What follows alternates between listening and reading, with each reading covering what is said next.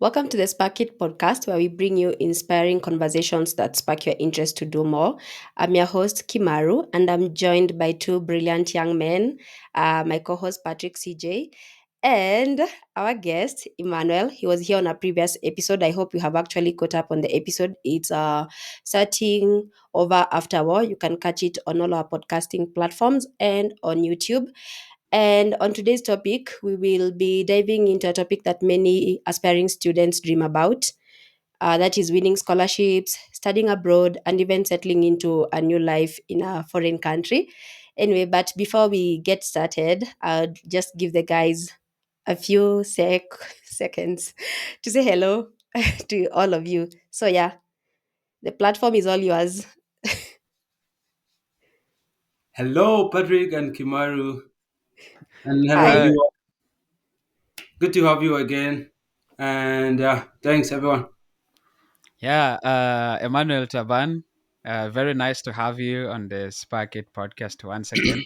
I I enjoyed the last conversation we had together, and I am very very enthusiastic about the one of today, and I think it's going to be such a great one.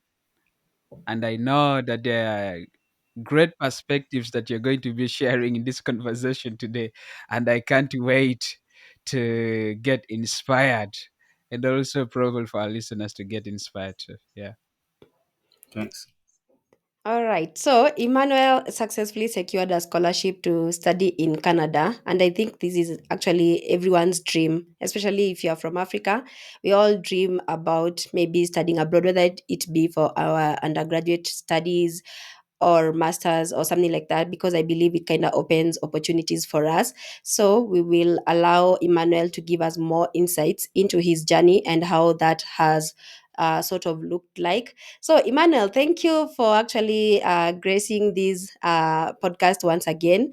It's amazing for you to make time. I know you are a very busy person, but thank you for honoring the invite.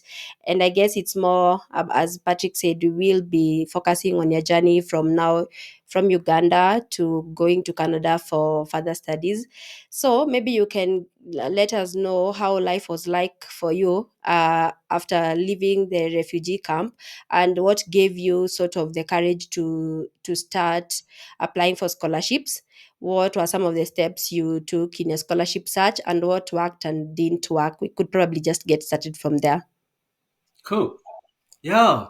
I'm happy to be back on the podcast. And yeah, from picking it up from our previous podcast, um, you know, I told you initially that in 2019, I completed my advanced secondary level. And I did it. I completed it in Bidi refugee settlement. That's where my uncle was living. So after my final examination in 2019, so I moved back to Rhino refugee settlement, which is in Arua. But I think it's now under some place called Mariokolo, Tergo, like that, not Arua now. So I moved back, and I in 2019 came for the festive season with my family, and yeah, because that's where I initially lived. So I had to come back and rejoin my family. So when I returned from Bidi Bidi, I realized that there are some friends of mine who were in Rhino who we actually completed South Sudan Certificate of Secondary Education together, and others even completed before me. Most of these guys they secured scholarship within Uganda, and they were in already these top universities. So and for me, I had already my South Sudan certificate and my and also I just completed my advanced level. So I was so much interested in also looking for a scholarship. So I was like, if these guys can like get a scholarship using these South Sudan certificate of secondary education, why not me who has completed the South Sudan certificate of secondary education, and as well as just completed my advanced level. So that means like like what really gave me the courage to start looking for the scholarship was just a very simple uh, and powerful realization that like if others could do it, so why not me? So I ask myself that question, and for that reason, because there were no so many I mean, like, access to information in the refugee camp was a little bit like really limited. uh Information was mainly in the base camp. So the base camp is where most of the organizations, the humanitarian organization offices are based.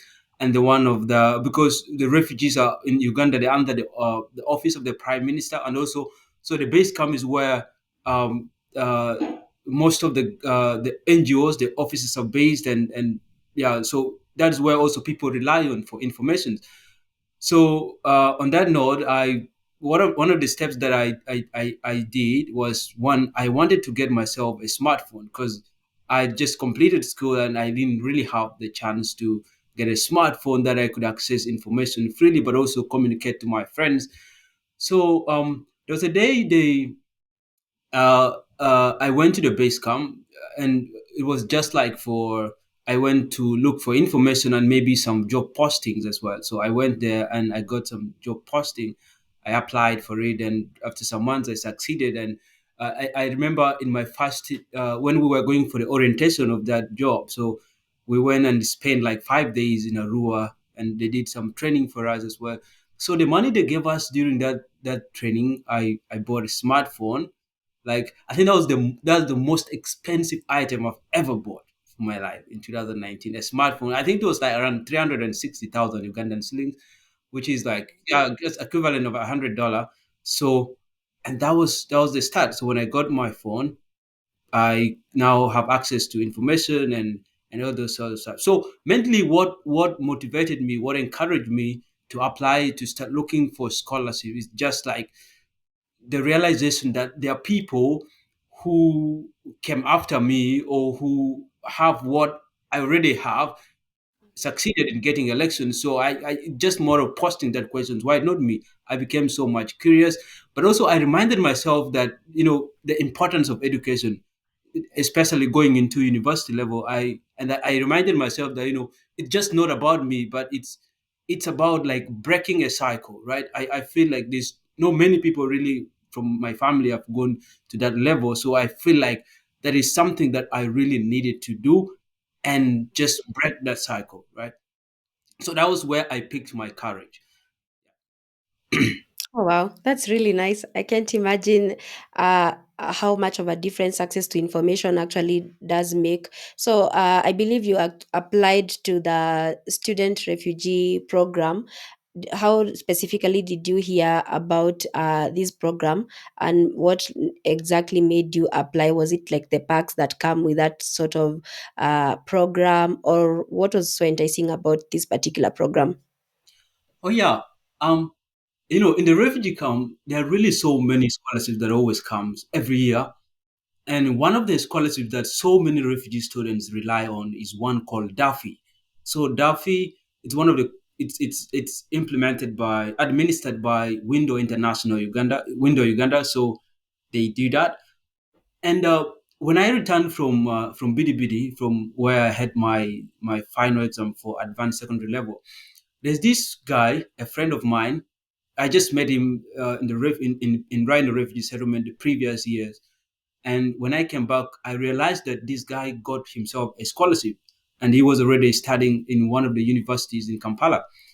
So when I returned, he came for holidays as well during Christmas season, and he told me that there is a scholarship called SRP, like a kind of sponsorship kind of thing. But I really didn't have much information about that. I really didn't have much information about it. So I started looking at it using my phone. I started cooking in, and he encouraged me to try it out. Like, I started searching about it, but I feel there was really a lot of information gap that was existing. I was missing a lot of information about these programs. So what I did, I had to go to the base camp again and go. I met some of the staff for Window International. So they really gave me so much information in detail about this program.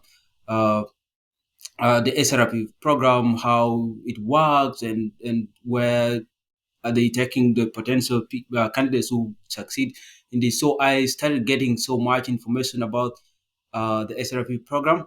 and I it's the SRP program. It's mainly it's called the Student Refugee Program, administered by a Canadian non-profit organization called World Unified Service of Canada, where the ideal of the program is that it's a very special program that sponsors students abroad to Canada for education, a 1 year education, but also creates a pathway for resettlement. So, like, if you are a person who goes through the process and you succeed, so you'll be brought to Canada, and you'll be sponsored for a whole year. And in that 1 year, you're catered for all your expenses, your housing, your tuition, your health, and your living allowances are provided. And also you get into Canada as a permanent resident. So a permanent resident is an equivalent of a green card holder of the US, I think, where you enjoy almost every privileges. You just there's no big differences between a permanent resident holder, status holder, and a uh, Canadian citizen. So that program seeks to advance refugee students in education, but also creates a platform where it resettles them in Canada. So the program supports you for 1 year, but in other universities that have like much resources, they will they will take care of you, like your tuition for the rest of your program. Oh wow, that's a really holistic program. Interesting. Cool. Interesting. So, and what do you need to qualify? Especially, I believe like a lot of scholarships, there's like the academic, whatever qualifications that are so specific for you to get in. Is it like really strict for this particular program? Oh yeah, I just like any other scholarship, the SRP program had some requirement that you have to meet, and one of them is the academic one. If you are someone who studied in South Sudan, because like the program is a kind of comprehensive, like it they know very well that the kind of people who are going to be beneficiary of this program, these are people who probably have studied in different countries, so they have different grades that you should have attained for you to qualify. For instance, if you sat the South Sudan Certificate of Secondary Education, you should have from 65% above, I think, grades. And then when you did the South Ugandan Advanced USCE, you should have like around 13 points, something of that kind. Yeah, but for my case, because I already had my South Sudan certificate of secondary education, and I just completed my advanced level, but I didn't have the transcript that I would use for this program. So what I did, I used my previous credential, like the one I did for the one for 2016 from South Sudan. So I applied using my South Sudan certificate of secondary education, and one of the requirement is one, of course, the grades you should have 65 above, which I had it, and also you should have a very a story that really uh, catches those people, like makes them believe that you really deserve that. So in the process of in the application process, there is that provision where you have to write really that moment that sparked of the move that you took from South Sudan to Uganda, and that's one thing that that was also there. And one of the other requirement was also you should be a refugee, right? You should have the refugee status, have your refugee ID or an attestation card, and also you should have some references from maybe your community leaders. Those are some of the requirements. Yeah. All right. There's something Uh, you said. Sorry, I no, just I go ahead, Patrick. I'll ask later. sorry. Yeah, I wanted to follow up on Mhm. something that Emmanuel said. Uh, Right. because, like Emmanuel, I have also lived in the refugee settlement. Um, I know how difficult it is to be able to move from one village or settlement to another. And for you, you were living in Bidibidi and you had to travel to the base camp. I presume this was maybe in Rhino or was it in Bidibidi? That was in In Rhino. Rhino. Oh, Now wow. that's a long Right. distance. And most often of course, people do not have the means of transport. You probably need to be able to book a public means of transport that can be able to take you there, um, which in most cases is like a barrier in terms of people being able to go there and access this kind of information like you did. And another thing is really the issue of the phone. And I am really glad you started with that. Because I feel like the issue of the phone is one of those things that people tend to ignore, but is very, very critical with regard to access to information.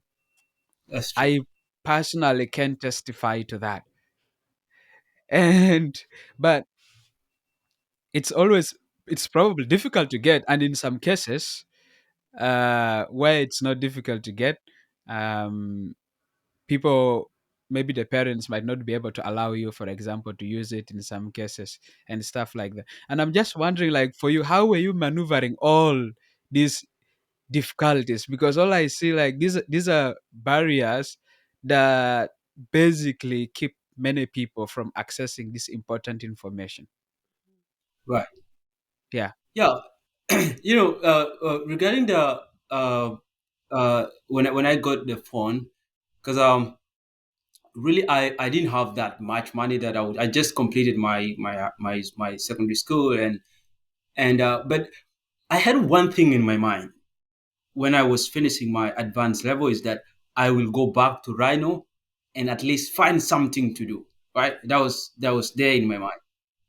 I had that in my mind. And the most interesting thing when I returned from Rhino camp, by the way, because I that's when I realized that when you really determined to do something, you're really gonna do it. So when I returned, how I got my phone, it was so exciting. One, and um, there's an organization called it's called the Northern Uganda Resilient Initiative, Nuri. I don't know if you might know Nuri. Yeah. So, Nuri, when I in 2019, Nuri had a project, I think, funded by some government here in the West, and what they do is that they were seeking for around 25 community-based trainers who would form community groups and train them on financial literacy, things to do with budgeting and saving groups, like basically village saving and loan groups. So they were looking for 25 people like to do that, and the adverts were everywhere. Okay, in the refugee camp in Arua. So many people applied for that job, and I just came out from my school. I didn't even have like no work experience or just nothing. I came out like that. So I applied for that, and I had from the guy later on, our coordinator, that there were actually over 500 people who applied for that job, for that job, and they only needed 25 people. Oh, So wow. when they do the short listing, we are like about 102 people who are shortlisted, and then they told us to go for an interviews in Arua. So we went to the office of because Nuri was, I think they were doing that program with another called Arudifa. Arudifa is like Arua District Farmers Association, something of that kind. So we went to Arudifa office in Arua. My brother took me because he had like a bike, so he took me from Rhino Camp to Arua. So when I reached to the scene where the interviews were done, I saw so many people, like many, many people, and most of them are big people, like really big. I even asked myself, what am I doing here? Like, what am I? Because I could see myself like failing. I just said like, maybe I'm coming to try this, but I saw that nothing is going to come out of this. Over 100 people coming for the same position, and I've just completed my secondary school, no work experience, and these are people who have like, some of them have like like they're degree holders. So we went for the interviews, and we there were some panels set, and then after the interviews, um they it was my turn. They went and they interviewed me, the panel interviewed me, and I did my interview very well, and I left. So my brother came and picked me up, and then we went back to Rhino Camp. And then after 1 week, 1 week or so, um, there's what we call the refugee, the RWC one. Is that it's an equivalent of an LC, a local, I mean, a chairperson in Uganda. So because I gave him as my my a reference. So there was an evening when I was just sitting home. That person came to our home and then he asked for me that where's Emmanuel? And then my mom told me I went to play soccer. It was in the evening. So when I came back, when I came back from the soccer, uh, the guy told me to go to his home. He told my mom that if I come back, I should go to his home. So I returned from soccer. I took shower. So I went to his home. And then what he told me, he said, I got a call from Arua that among the people who did the interviews, you emerged the best, like at the top out of 102 people. I was like, Wow, what? Wow. I was like, that's what? amazing. That you emerged the best? And these people were so much proud of you and they wanted you to go to Arua for a training. So I was like, I didn't believe it. So even when we went for the training in Arua, the like after 3 days, we went for the training in Arua. Like those people, they saw me and they like, is this the boy? Like this is like they saw me and they were really surprised. And it was like they were so much happy. And from there I became so much excited.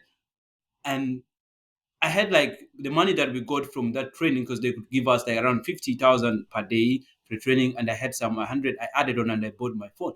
But I never wanted to tell my mom that I bought that phone like with 100. I mean, more than 360,000, because my mom will be mad. Why would you spend this money on this thing? I never wanted to tell her, but I know the importance of having a phone at that moment, right? I needed that phone desperately because I was at the stage where I needed access to information and just know things are happening. So I it was the commitment that I made at first when I was leaving school, that when I get home I need to find something to do.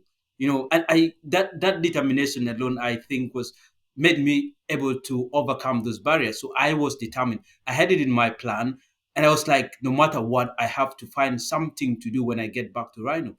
And that was the thing that really opened ways for me, and I had that phone. And even when I started the application process for the scholarship, most of the emails were sent to me and I received it using my phone. And I was just wondering, if I did not have that phone, I was wondering where I was going to get all that information back. Sometime I could have like a meeting on Zoom and do a lot of stuff using my phone. And that is really, really very important. That is one thing that people should have.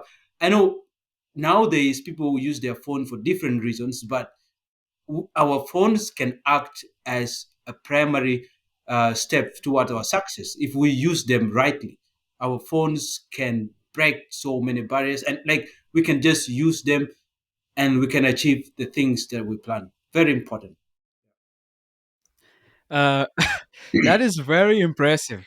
Yeah. And I think in addition to that, I totally agree with what you said. If you use it rightly, it can be a step for your success. And I can testify like to that because our initial proposals at CES Uganda, I wrote them using my phone. Yeah, and it was good. It worked. Um, I think for me, listening to what you've been saying, I see the value of taking advantage of opportunities as they come, whether we think that we are qualified for it fully or maybe not. We just need to take advantage of them because you never know where it might take you next. Right. You say you just come out of school, no experience, you see a job advert, you forget you don't have those experience, although you've thought like you don't have it, but you still apply and you ended up having it. They gave the job to you. Okay. That Yeah, is that very was really, really impressive. so exciting. And I think from that moment, I learned so much from that time. I was like, I Mhm. think there is no reason for me to limit myself. If you get a chance, if you feel you're not qualified, just go for it. go for it and see where it's gonna take you. So from that moment, even when the scholarships came out, like I didn't ask myself so many questions. I didn't even look into the requirements. If you have it, I was just looking at the basics. So I was like, if I have this, the one that I can start with, well and good. I started getting into it, and that's all. It really changed my mentality. It changed that moment, changed my mentality so much. Wow, that is really good, honestly. And I think I agree with you. Like, if there is an opportunity and you are interested in it, give it a shot. You never know. You might win it. That's It true. might be what ends up changing your life.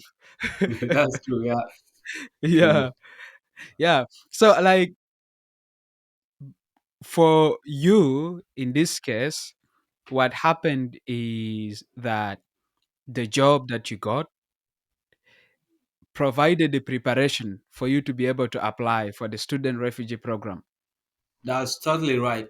Yeah, that's true. Because like because like in a month I could save some money and also just use the money. Sometimes we ask you to go maybe to Kampala, go and do the process, and even when these people would refund us money at some point, so I had to get some money first to use it like for going, and then they will refund it later. So that was really a very important, very important.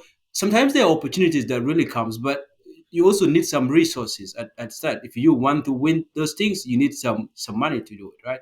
So that job, really, my first job, helped me a lot. The one I had after coming out of school, I know it was something. I was getting something little, but it helped me support my family a little, and also helped me gotten into this the process of this scholarship. It really facilitated the scholarship process.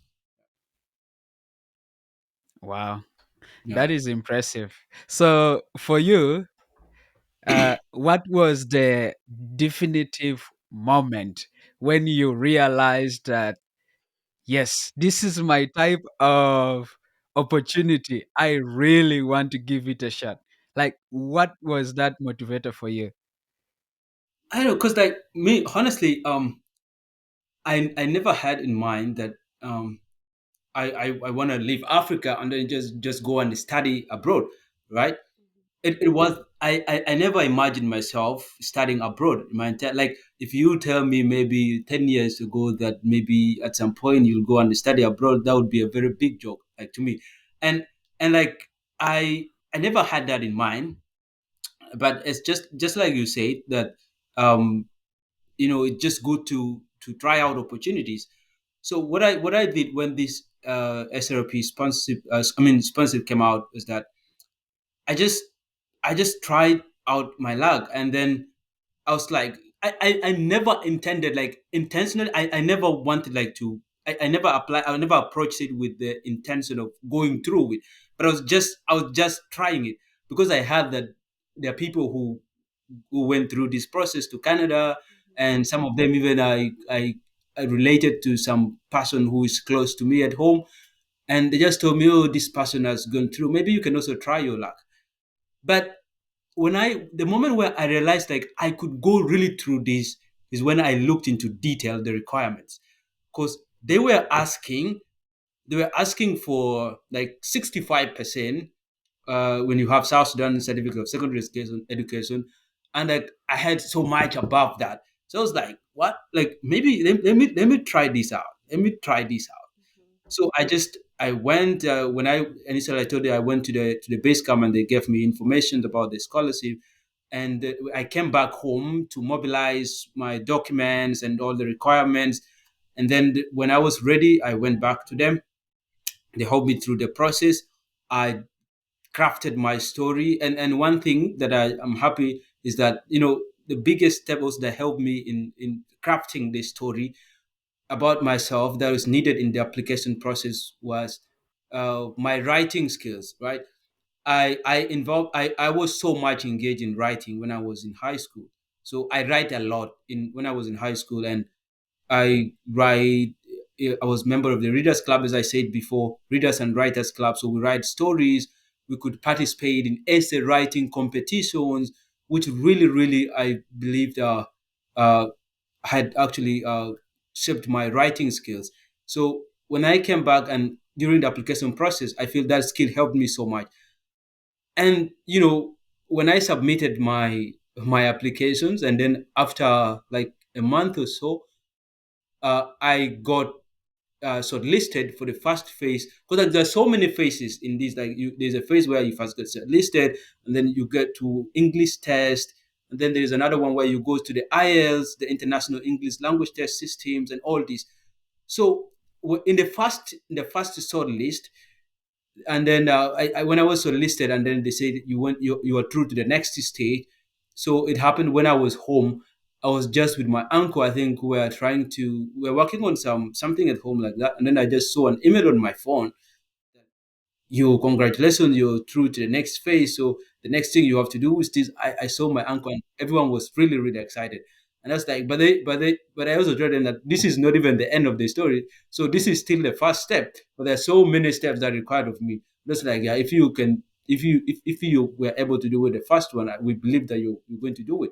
So they also gave me that courage. And when I see myself going through the processes, I became so much confident. I was really confident in that. And that moment, finally, when I realized I was going, it was just an exciting moment. Very, very exciting. Wow, that's lovely. Yeah. I have spoken to some people who applied and went through the program, and some of them were telling me when they were filling those forms, because there are those forms you need to fill, Right. and you need to fill them manually, like with your hand, or some of them you can type, I don't know. But some of them were telling me they had to fill those forms like 5 times, 6 times, 7 times to be able to get to a Oh. copy that they could now submit. Like Right. for you, what was the most difficult thing throughout the entire process of applying? Yeah, I think that the most difficult part of uh, like in the initial stage of filling the form, I would say I really didn't find so much difficulty in filling the form, because I was given the form, and then I went with it like home just to go through it, like what were the things that were needed. So before even filling the form, I went through it severally, like just going through how would I access these questions, and I was also crafting the story in a different page, like just doing it in a draft form before putting it on the real form. So I did that several times. I tried to make sure that every information in there is correct and accurate. And I think that's the thing. I gave myself enough time. I wasn't in rush, and I just took it cool. Like I was with the form home, like just trying to get familiar with the what was in the form, and that helped me because I took my time. And then yeah, but the hardest time in the whole process I experienced was during now the language proficiency test. That's when we went to Kampala and did the test, the IELTS, the Hmm. International English Language Test System, where they were assessing your language proficiency on listening, writing, reading, and what and talking. I think, Yeah, yeah, and speaking. and and speaking, yeah. But the most hardest part in that test was the listening, because I think they were, the listening part was so hard for me because the people that were talking in those audio, like the accent alone was so hard, so I couldn't really get the words easily. And I feel that was the challenge that I faced in the start. But also, these people were very strict with documents, I would say. Like they always want the documents you present in the initial stages of the application process have to be have to be kept. That consistency has to be kept. If you write your story on the application form and in the real state of the interview where they will ask you face to face during interview, you have to tell the same story. The information that you presented on the application form has to be the one that you're going to present to them during the interview when they ask you, can you tell us more about yourself? And I feel that consistent, that level of consistency some people find it hard to keep. But if you were keeping it, I feel it's the most required thing in the whole process. The whole story you crafted, how you left your country, on because they always have it in record. Even when they're interviewing you, they're following it up from their form. So they always want you to keep that consistency.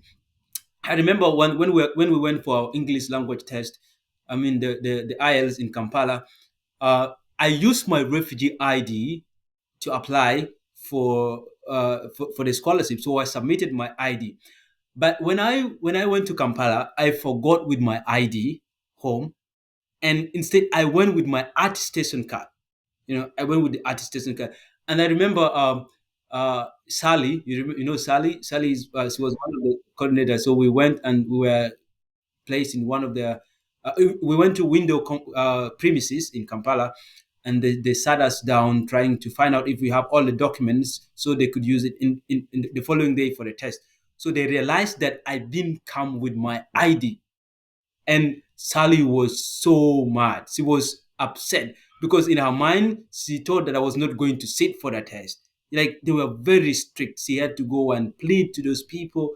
And then she asked me actually to go the first to the examination center because she needed to go and advocate for me, talk to me how I forgot with that. And yeah, I feel, you always have to keep that consistency with your documents, even with the information you have on the application form.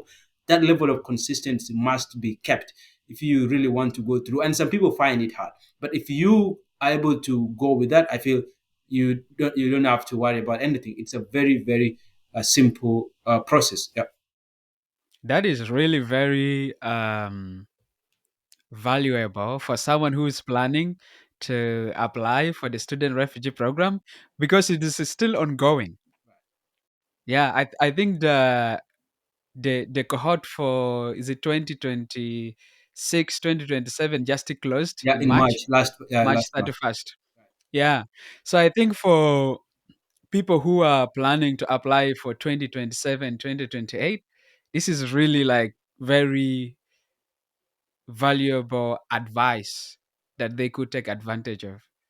So this is such a long process. It is very Yeah. very long. So when did you realize that you were finally selected, confirmed? I think I think the moment I realized I went through the process, like I was confirmed, is when I was at the airport. I would say Oh, wow. that's when I was at the airport, and that's when I realized that, oh, like It's happening. it's now happening, and finally I've made it. But even when we were, because after the whole process, we were taken to Kampala, and we went for medicals. Like they did a lot of testing, and at that stage I was still worried because anything could happen and you still be stopped. Even COVID, because I remember when we were confined at Grand Global, they took us for COVID tests, and there were some of us who were left behind because they were tested COVID positive. And just the only the moment that I realized I really made it was when I was at the airport, and that was the only time, because I just, like, the process was really too long. You don't even know, like, which one is the final stage, right? Like, this Right. comes after the other, and it looks like an eternity step, an infinite, I mean, a process. But when I was at the airport, I realized that I was now going to Canada, and it's coming to Canada, and the whole thing has now come to an end.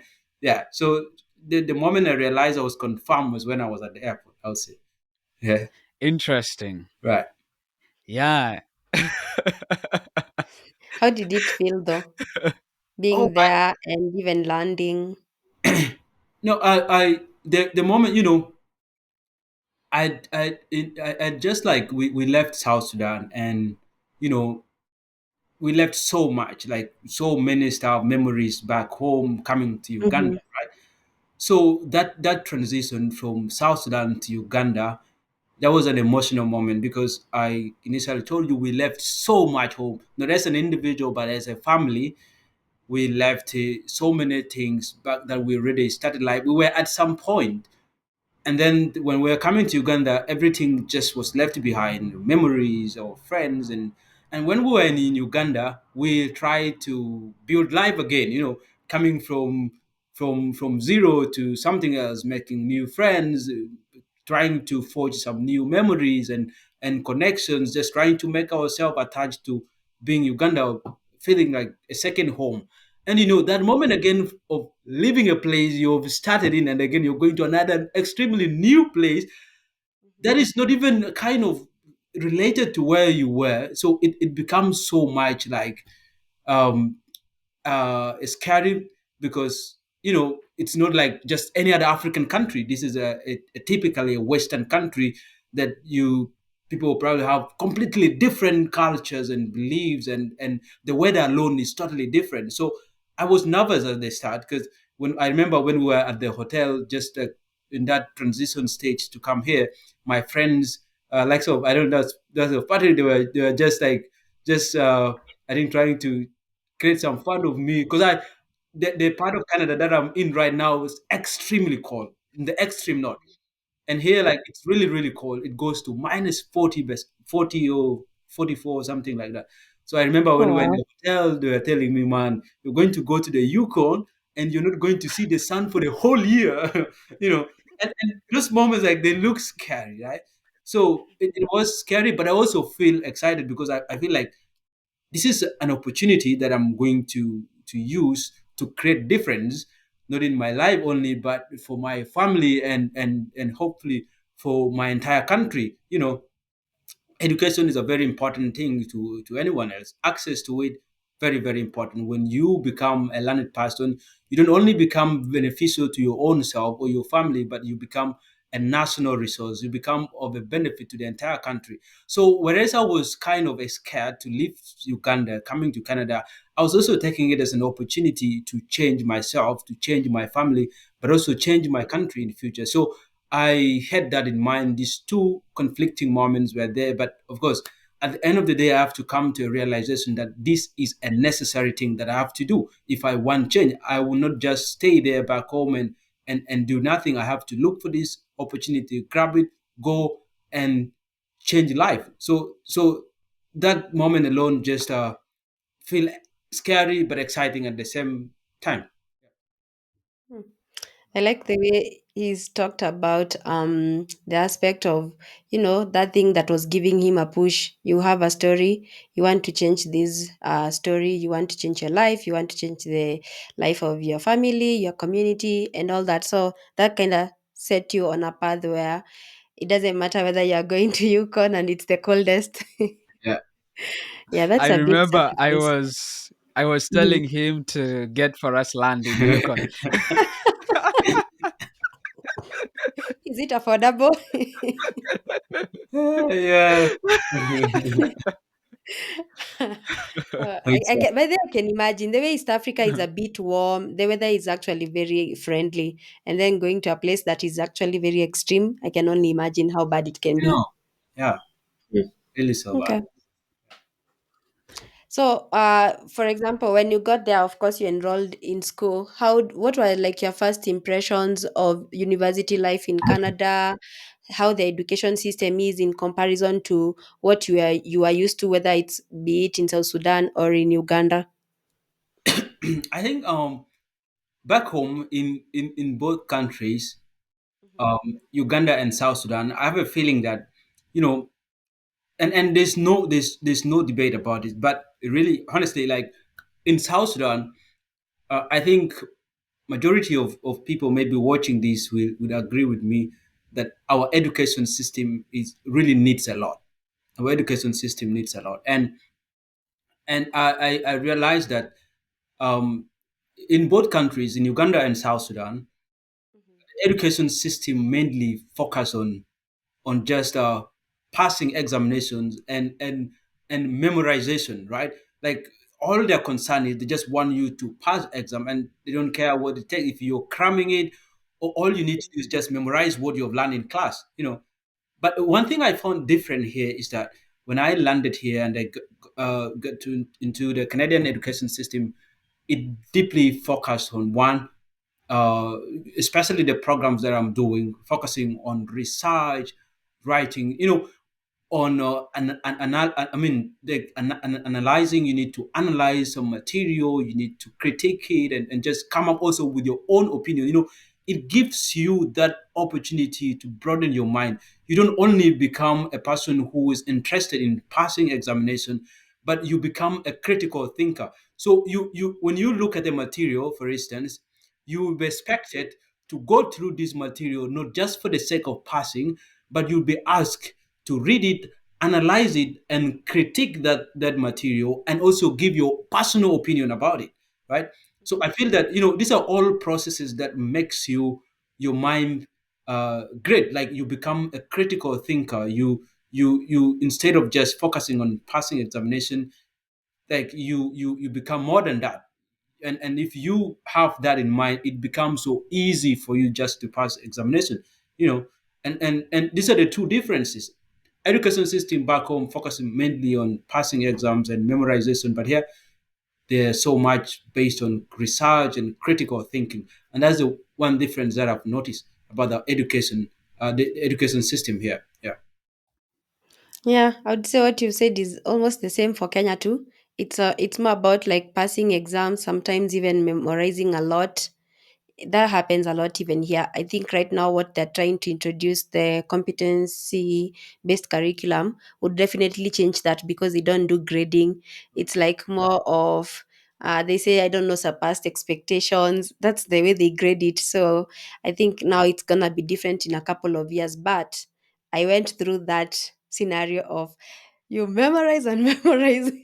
Gonna be the best. But yeah, I Mhm. see what you mean. Right. Hmm. I have a quick question for you. Right. Um, so you live in Uganda, Mhm. you come to Canada, and you join Yukon University, Right. um, studying indigenous governance. Mhm. What were some of your biggest cultural shock, like, and maybe academic challenges when you started, schooling at Mhm. Yukon University? Yeah.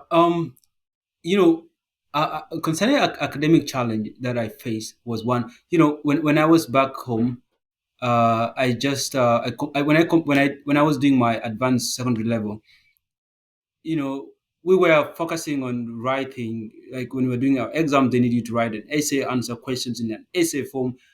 But those things, like, you don't have to cite anything you're writing, right? You just have to write whatsoever information. If you're getting it from anyone, you don't have to give credit to that person. But the first academic challenge that I had here was when I came and I was writing. I was like writing response to the questions, and they were expecting me to cite all the information that I was writing, right?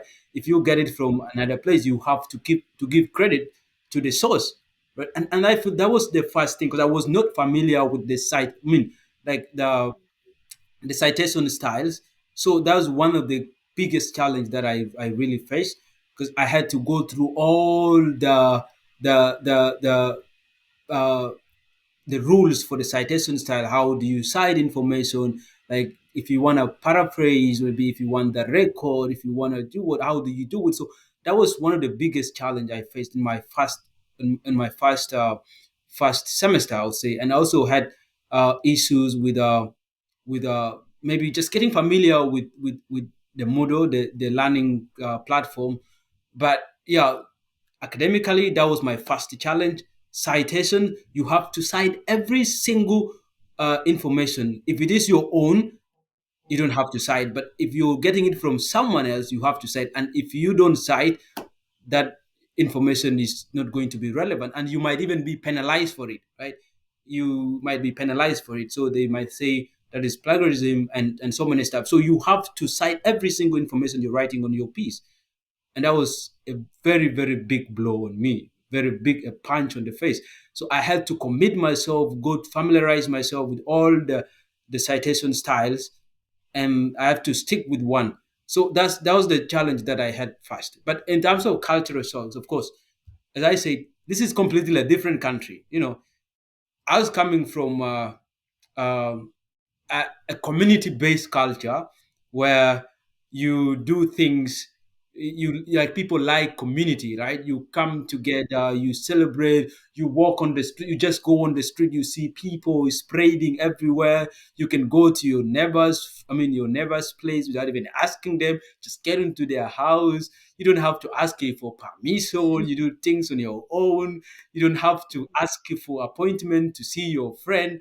So, but when I came here, things are completely different. This is like a country that is focusing on individualism, right? So mainly people focus on themselves so much and their closest cycles, and it reaches an extent even where if you want to meet a friend, you have to make an appointment. You don't just have to walk into their place without letting them know, and everything is just scheduled, everything is timed. Like this, you don't really find that free time, and you can even stay in your room for over 5 days, and your neighbor, you even don't know their names. You might spend 5 years but you don't know even the name of your neighbor. Like, people focus on themselves mainly here, and which is very, very, I think it teaches a lot as well.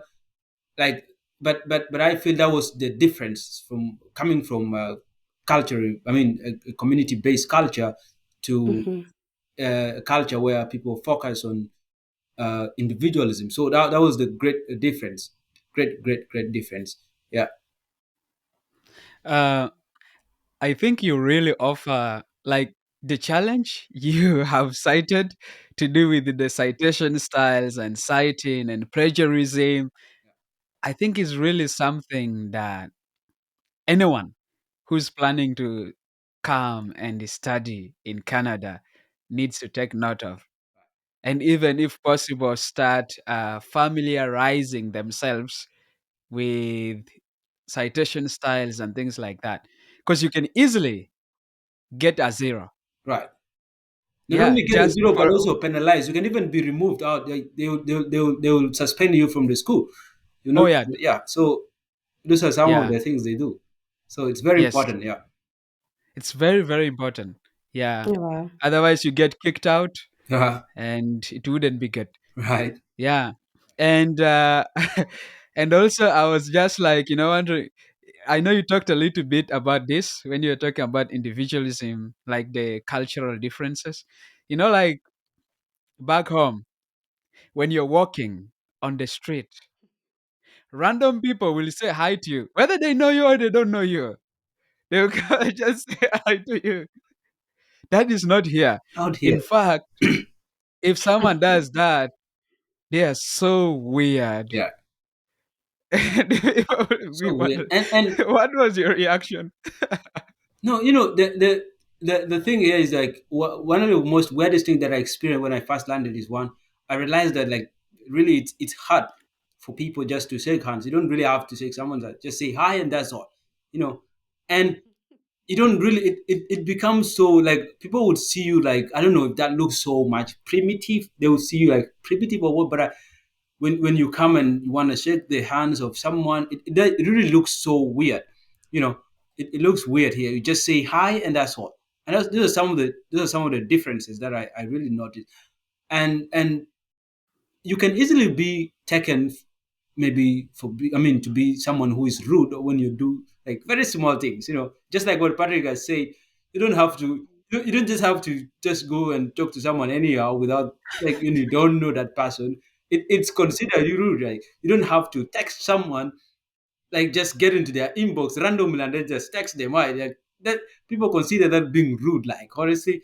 So that's the big difference. Back home you can just text anyone at random. You don't have to be asked. There's nothing wrong. Mhm. And Mhm. if you back home, like, if you don't greet people, you don't shake their hands, you're considered to be rude or disrespectful, Yeah. which is not the case here. So it's just like the opposite. Yeah. But yeah, those things happen. But one thing exciting about this place is that, Canada teaches people to be very polite and respectful. That's one thing that I like about it. Especially, people would just say thank you over small things.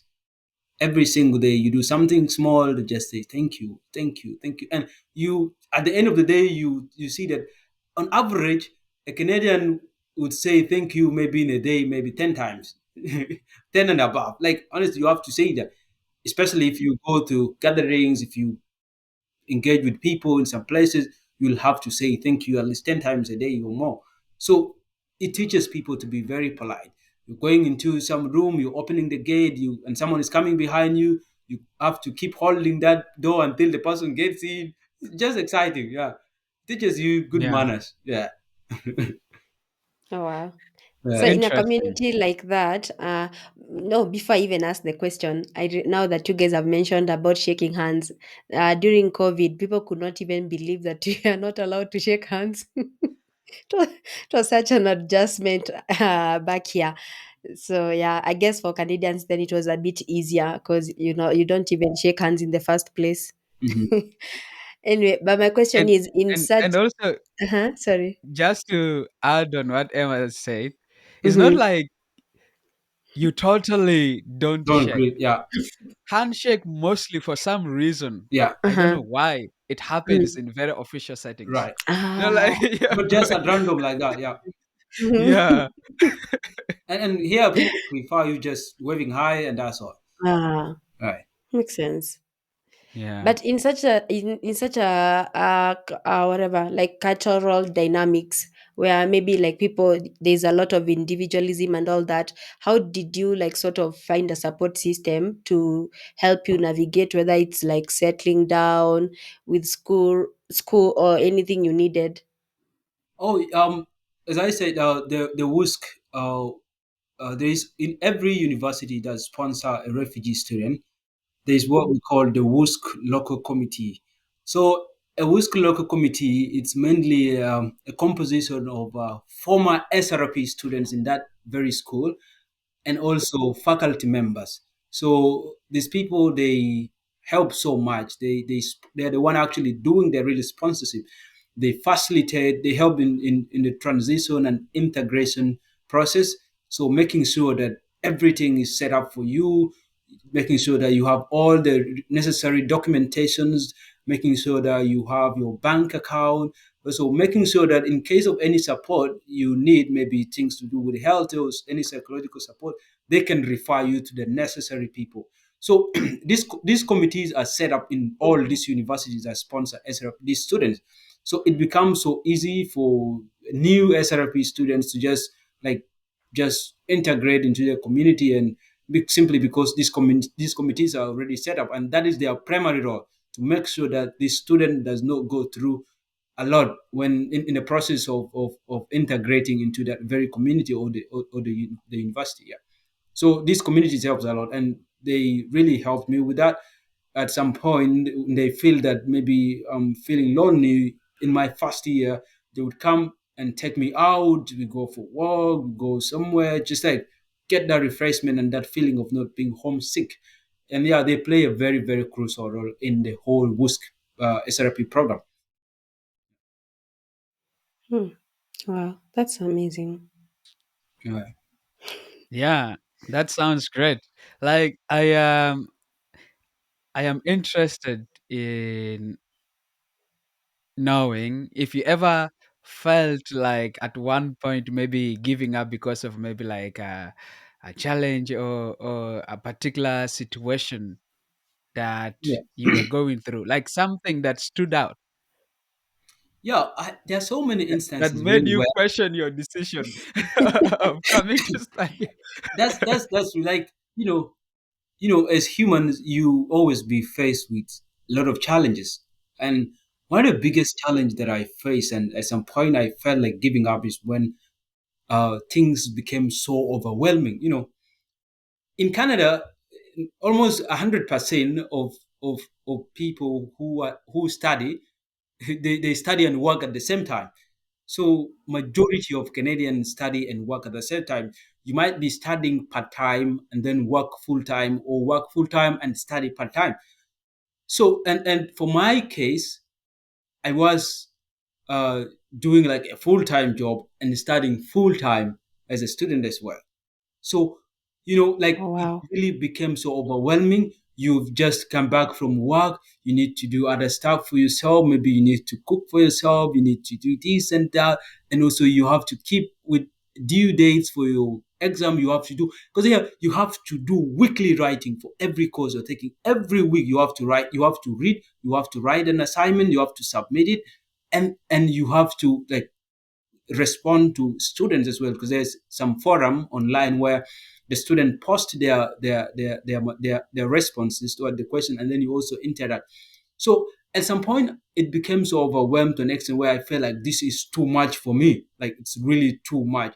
And with that in mind, where I just came back home, I left my family, that feeling where I feel like if I was with a family this wouldn't be like this, that homesickness and that overwhelmness from classes and work.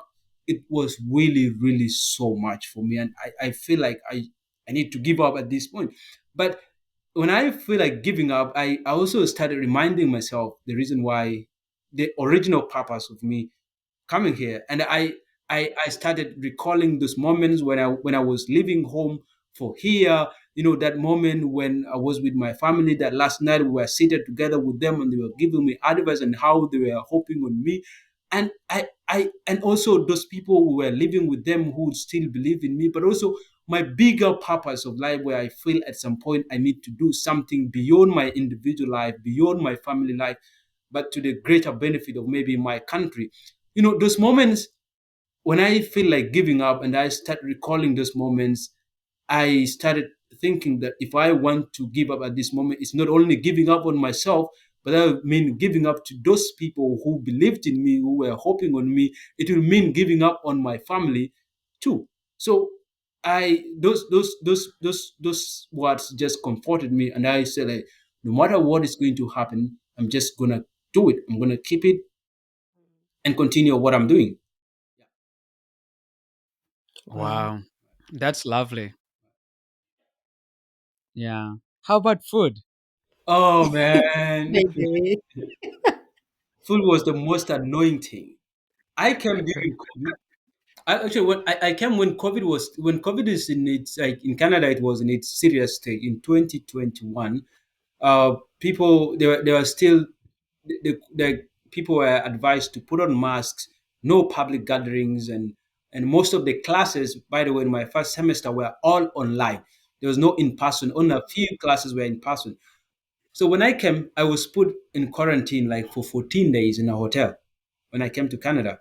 So they have to look for symptoms, COVID, and they will check on me every single day, every morning. I think the health department, they'll call me on the hotel phone and check if I had any COVID symptoms and signs, but I will tell them no. And one thing in the hotel, they will just deliver the food and put it at the door, and they'll go and bring it back. So every morning they bring in the food, like, it was strange. Like, there's nothing that I know. I even have no idea what these things are. Like, I'll just see something that, but it was completely different. So I would just maybe eat a little and just dump the rest. So it was so. But I had a friend of mine who also came as an SRP student. He was a former student, so he was in the campus in the university, and I would tell him, like, maybe if he could buy me some fruit, so he will take me in the evening to the hotel, and I was just surviving on these, like, things that I know before. I would ask him to buy this, and then he will take it to me. But the Canadian food at the start was very very, it was strange. Like, the taste alone was different. It was different. Like, yeah. But with time, I started getting used to, and yeah, and finally we're here. Yeah. Now you are fully adjusted. Kind of. Oh, wow. Uh, Interesting. Yeah, that is definitely such an experience. And it I is. think it's really interesting. If someone who is planning to come study here listen to this, they will prepare their mind Yeah, and make sure that, yeah, there are exactly. going to be some serious changes that they would have to deal with. Yeah. So, what advice do you have for students who might be planning to apply for the Mhm. student refugee program? Yeah. I guess an advice I would give to the student is one. First of all, what they should know is that their current condition should never determine their future, right? Like what they need Mhm. to do is one, look for information, look for help if you need it. That's one thing. It is always good. They say information is power. So if you have access to information, you become well equipped to face anything ahead of you. So if you're planning to get into this program, if you're planning to apply maybe in the next for the next cohort, so what you should do is, in case of help in the process, you need to ask people. We have so many people. One thing I've noticed is that these SRP students here in Canada, at some point, I'll just like get random text about someone asking you, hey, tell me how is the process? How's this done? I want to apply for this SRP. And, at the end of the day, I'll just like say, oh, it's fine. Let's make an appointment. Let's do this. And I'll just like maybe take them through the process. And this happened. There are so many good people here that have come through this program that are ready to help. So if you are there looking for help, just if there's any one of them that you know is stationed here, reach out to them. What I know is that they're always willing and available to help. No matter who you are, even if they don't know you, one, just get to them, hit their inbox, they will be ready to help you. And just be very, very, very uh, uh, consistent in the process of the application. Always be consistent, and just know that you're going to make it. Like, you don't have to really doubt yourself. The first step you need to do is just get on and do it, apply for it. Rest of the things will happen. Wow, Yeah, that's an amazing advice. right, Always important to ask Mhm. for help. right. That's Mhm. I good. think that is so important for people to understand. Um, so look at you, from South Sudan Right, to Uganda as a refugee, to Canada as a protected refugee, to now a Canadian citizen. right. Such a wild ride. It is. How does that feel? And what what is the important lesson you have learned in this process that you would want to share with us? you know, and that was still like that would I'll go back with the saying we had in the previous episode, that everything happens for a reason. That's always what I always say when things happen this way. you know um it is, I God forbid, I'm not saying that war should happen in our country, but when things happen, God always has his own way that is gonna let you out of it, right? So I believe that it is not my that's not my struggle. It's not maybe my efforts that made me to come here. But one, I believe in God, right? I believe in God, and I feel that everything that has happened in the entire process, me coming from South Sudan, getting into Uganda, starting there and getting the application process for the SRP and winning it, coming to Canada, getting into school, and becoming a Canadian, this whole thing, it's this is just God's plan. You know, it's God's plan, and this really tells us that, as I say, that your current conditions should never determine your future. You might be a refugee, you call yourself, but a refugee brings a lot to the table, more than what they just Mhm. come from their country, more than what they brought from their country. They bring to the countries where they come in more than their belongings, more than their wrecked spirit, more than their like those scary moments. There's something special that they bring to every coast community that they go to. They bring in inspirational stories. They bring in some instances where can be used to create solutions to the world. They bring in their knowledge. They bring in there's so much. They bring in their skills. I've seen so many refugees in the world today who have succeeded, and they're playing very, very vital role in changing the world. So therefore, what you should know is that if you are a refugee, and you should just know that you're more than that. You're more than that status. There's a lot in you that the world is expecting. And if you believe in yourself, you're going to be one of that change makers. And the purpose is that the main reason maybe that God is planning this on you is so that you can go and rebuild yourself, equip yourself, so you can go back and fix things, right? So a refugee is just more than a status. It is more than that. Thank you very much. Wow. That's a very good lesson. Um, so as we wrap it up, and I'll hand over to our co-host Kimaru, your experiences coming from South Sudan to Uganda and finally to Canada, where you're now a citizen. How has these experiences changed your dreams and personal goals, but also changed your dream for South Sudan as a country? My experiences have really been, I would say they have changed in the entire process. They have been changing, and I feel that it's for a reason. When I was back home, when I just completed my secondary school in South Sudan, my initial goal was to go for my personal, anyway, my goal was to go and do journalism, right? I really wanted to do journalism. When I got done, and then I came when the war happened, I enrolled for journalism training, of course. And then when the war happened in 2016, I left South Sudan for Uganda. I stayed in Uganda. And when I was in Uganda, I became so much attached to uh, student leadership.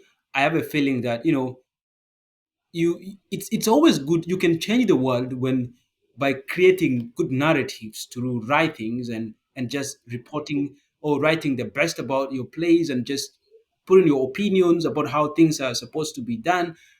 But when I came to Uganda, I started thinking that it's good to also be part of that, like just to get involved in the process, right? And that thing needs you to be a leader. That's one thing I've realized, and therefore I started committing myself into student leadership simply just to gain in that experience and to get that passion for leadership. So when I came here to Canada, sorry. So when I came here to Canada, I had the passion for journalism, of course, but then I started looking in a different way.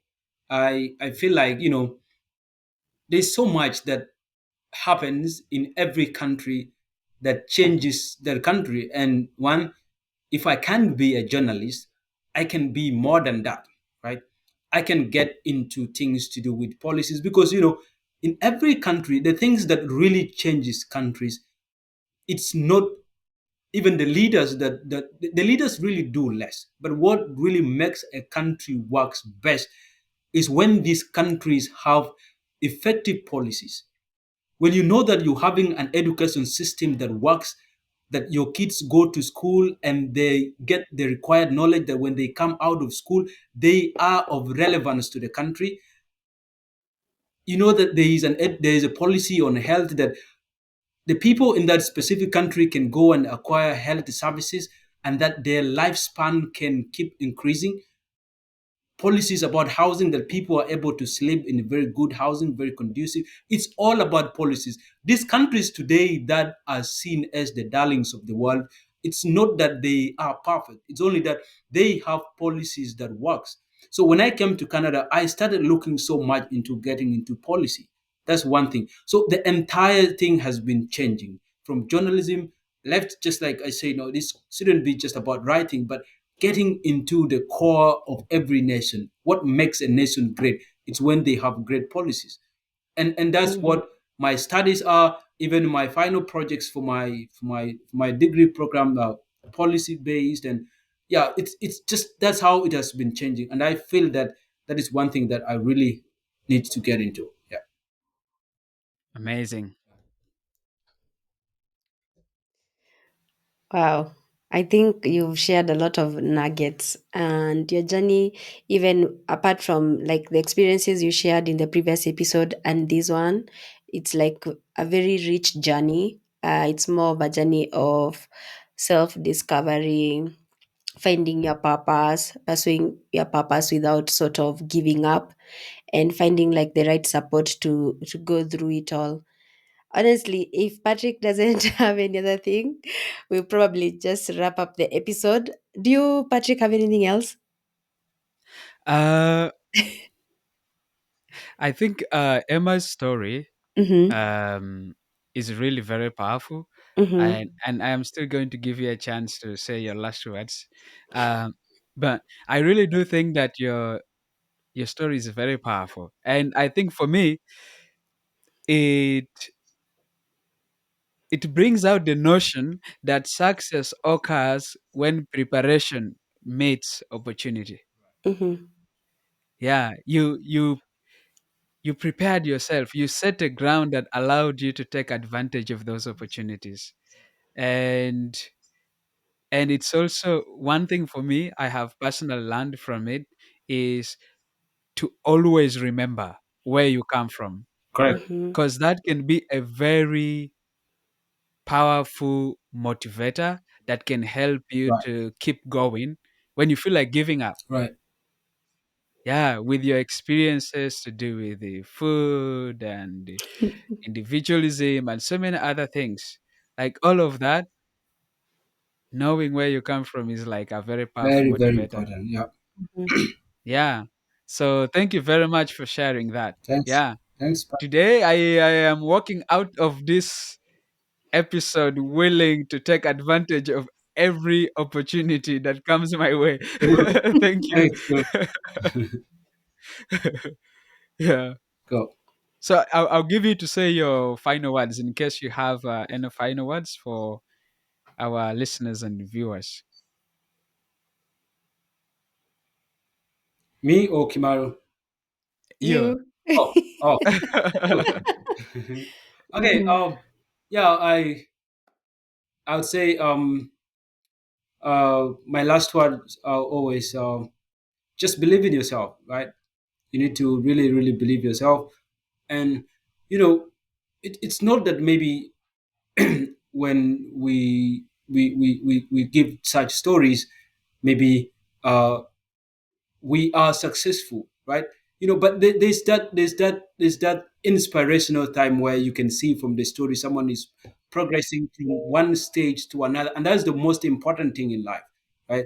The most important thing in life is that when you see that at least every moment you're making a difference in your life, you're getting from one stage to another, and and that only comes when you believe in yourself. And just like as Patrick said, that you should always know where you're coming from. Where you're coming from should always be there in your mind, and that is going to guide you wherever you go, right? If you come here knowing that you've left something behind, knowing that you have something to change behind, that is going to be your guide. That is going to be your mirror. And every single time you make mistakes, every single time you feel like giving up, you make a reflection of where you're coming from and you just say, no, I'm not going to do this since I have a purpose. I have something that I need to change back home, maybe with your life, with your family, with your country. You just have something. So know where you're coming from. Very, very important. I'll just try to emphasize on that. Yeah. Wow, amazing. Thank you so much for sharing this. I believe your story is very inspirational, and I do hope actually people listen to this episode and their previous episode so that they can actually connect the dots. You've been an amazing guest. You are a good storyteller, by the way. Yeah, so thank you honestly for willing to share these yeah, and for showing up. So if this episode sparked something in you, don't forget to subscribe, leave a review, and share it with somebody who needs a little inspiration. Follow us on all social media platforms at the Spark It Podcast, and see you next time on the Spark It Podcast. Thank And you. don't forget to subscribe. Oh yeah.